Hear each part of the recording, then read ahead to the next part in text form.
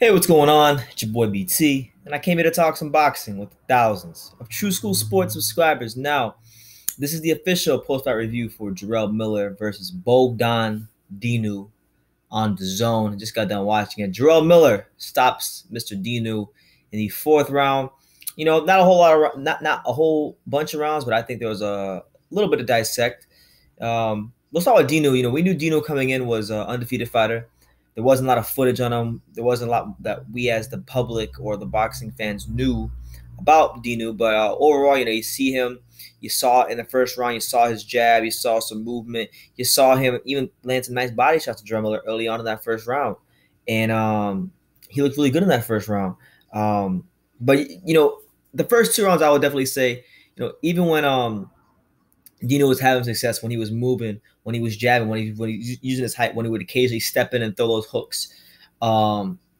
Miller still applied pressure, even when he wasn't landing punches. Just his presence, the mental pressure he put on Dinu was really good. And then in a few instances where Jarrell actually cut the ring off or closed the distance on Dino, he landed some really nice body shots.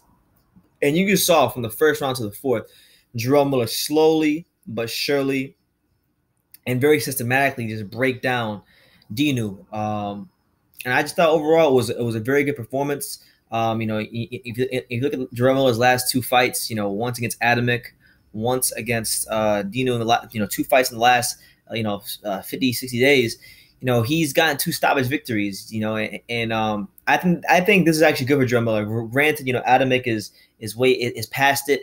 Dinu was never really proven to begin with, but that's what you want to see when you're Jarrell Miller and you're climbing to that next stage of the heavyweight division. When they put these kind of guys in front of you, this is what you need to be doing to them. And I think he's shown himself to.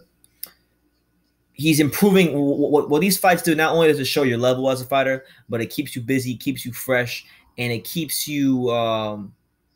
As far as it improves your ability to finish. So when you do get to those big fights, when you fight the AJs, the Wilders, the Dillian Whites, the Chisores, or whoever it is you have ambitions to fight, when you do hurt these guys or you get them fighting your fight, you'll know what to do when the time comes, because you've been there so many times and you had a chance to work on ththose skills. So overall, just a good performance from Jarrell Miller. Very impressed. Did what he had to do tonight. He in his post-fight interview, they asked him who he wants to fight next. And he was honest. He said Anthony Joshua and Wilder are going to be tied up, but I like to wonder Dillian White, Chisora. But if not that, the main name he called out was Trevor the Dream Bryant, another undefeated heavyweight, not as publicized as Jarrell Miller, but Don King fighter, highly ranked in the WBA.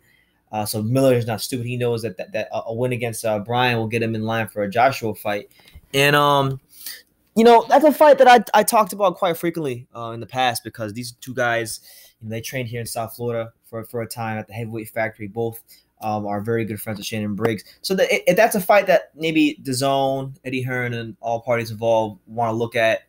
And my personal opinion, I think they should throw that fight onto the White Chisora undercard. I think that'd be a good fight. On the undercard, two undefeated young American heavyweights. With history with each other, wouldn't mind seeing it. And for Jarrell, I think you've had two. I don't want to call Adamic a soft touch, but you beat him. You didn't have to stress out too much in that fight. Dinu was inexperienced guy, so you really haven't had too many high stress fights. I think if they want to do a Trevor Bryant fight on that Chisora White undercard, for me that'd be ideal. But overall, just a really good performance from Jarrell. And I feel like as his career goes on and the more he's active, the more he's beginning to figure himself out as a fighter. And I think that Jarrell Miller is I think him being with Eddie Hearn and that relationship he formed with Eddie Hearn was really good for him, because now you're seeing him constantly active. You're seeing him fight, twice in 60 days. And because his skills are getting sharper, his instincts in the ring are evolving even more and more and more. And I think that only bodes well for him moving forward. Can he beat those top guys, the Joshua's, the Wilders? Conventional wisdom right now says no. He just doesn't have that punching power, but the more he continues to build on his own skills, the better chance he gives himself to beat those guys. So that's that, man. Just quick thoughts on some of the other fights I saw. I had a chance to watch Brandon Rios versus Canelo Alvarez's brother. That was a very, very fun fight, start to finish. Rios obviously is coming off that loss against Danny Garcia, so this is his first fight since then. And he looked really good, man, just applying pressure and really fighting in the pocket. You know, Alvarez started off well, but, you know, bad fundamentals kind of costed him the fight and allowed Rios to dictate the way the fight was fought. So Rios stopped him, I think, in the 7th or 8th round. So that was good. That was a good fight. I'll be having a video on that later on in the week. And then I have, what else? Other fights too. I can't remember the other fights right now, but yeah, just that fight right there really stuck out to me because it was really just great back and forth action all night long. And the Clarissa Shields fought, she beat the crap out of Hannah Rankin, and not much to talk about there. And yeah, that's pretty much it. So yeah, Jarrell Miller just straight up ices, and eats Bogdan Dinu like a cheeseburger. Gets him out of there in the 4th round.